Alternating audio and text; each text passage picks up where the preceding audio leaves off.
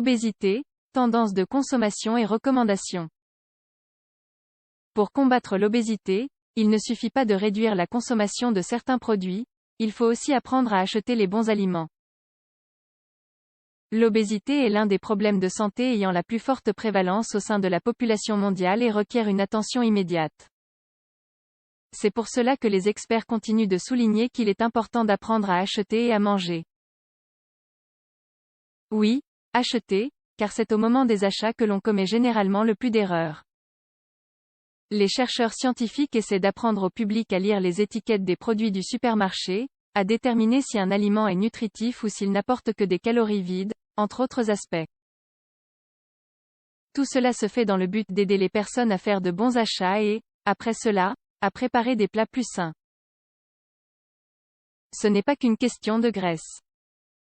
Adopter des habitudes d'alimentation saine est compliqué pour de nombreuses personnes. Après des années à avoir consommé des aliments transformés et de la nourriture rapide, il est difficile de leur apprendre les tendances diététiques actuelles. Pour être en bonne santé, il n'est pas nécessaire d'avoir faim, de renoncer aux bonnes choses ou de se soumettre à une activité physique intense tous les jours. Il s'agit d'apprendre à être conscient de ce qui est bon pour l'organisme et non pas d'arrêter de manger pour avoir un corps svelte. Bien souvent, les personnes s'efforcent d'éliminer de leur vie les graisses trans, sans prendre en compte que d'autres ingrédients nuisent à leur santé et sabotent n'importe quel plan alimentaire, et pas uniquement ceux qui visent à perdre du poids. Le sel et le sucre sont très présents dans tous les produits transformés, et même ceux présentés sous le nom d'aliments sains.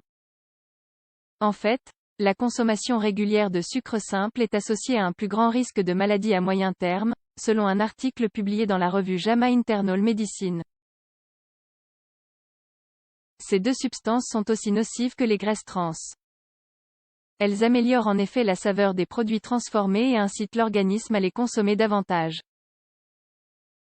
Il est donc difficile de ne pas céder à cette impulsion qui nous dit de manger plus qu'il ne le faut.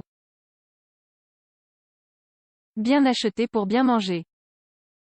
Il n'y a pas que les viennoiseries et les friandises qui contiennent des graisses trans et des substances nocives pour la santé, les desserts laitiers, pas les yaourts nature, la nourriture rapide, les aliments frits, etc. en contiennent aussi. Oui, les calories vides peuvent se cacher n'importe où.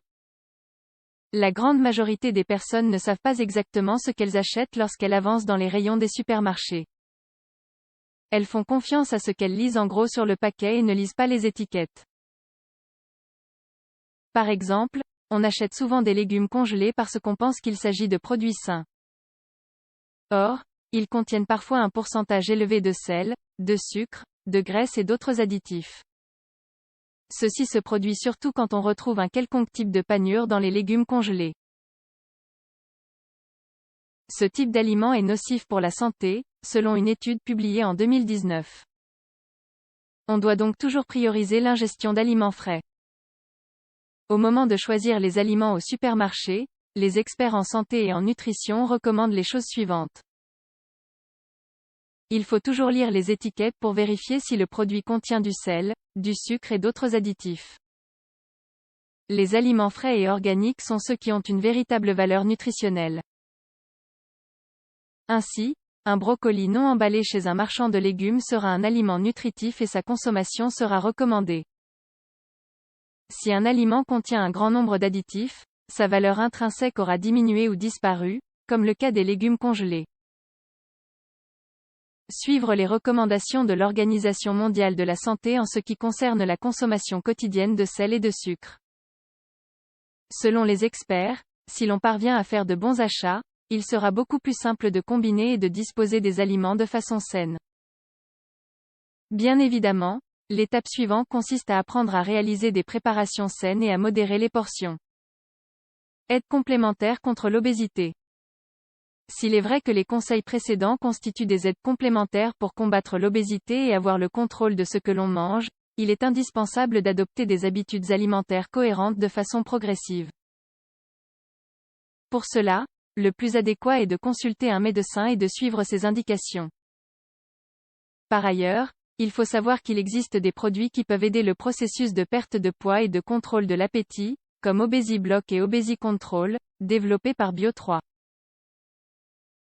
Tous deux ont été testés cliniquement, ils aident à renforcer la perte de poids et peuvent aussi bien s'acquérir en pharmacie que sur le site web. ObesiBlock aide à bloquer l'absorption de graisse des aliments et à réduire le nombre de calories. ObesiControl aide à favoriser la satiété et à réduire l'appétit. Ces deux suppléments peuvent aider à améliorer de façon significative les habitudes alimentaires. Ils facilitent aussi leur maintien dans le temps, conduisant ainsi à une perte de poids. Il faut malgré tout toujours bien prendre en considération les normes du médecin ou du nutritionniste et élaborer une stratégie cohérente pour parvenir aux résultats désirés. L'importance de la réduction de l'obésité. Réduire les niveaux d'obésité est primordial pour améliorer l'état de santé. Pour cela, il est nécessaire d'avoir de bonnes habitudes d'achat d'aliments et de consommation de ces derniers. Avoir une alimentation variée et équilibrée constitue une grande aide pour atteindre cet objectif. Il est par ailleurs fondamental de compléter ce régime par la pratique d'exercices physiques réguliers.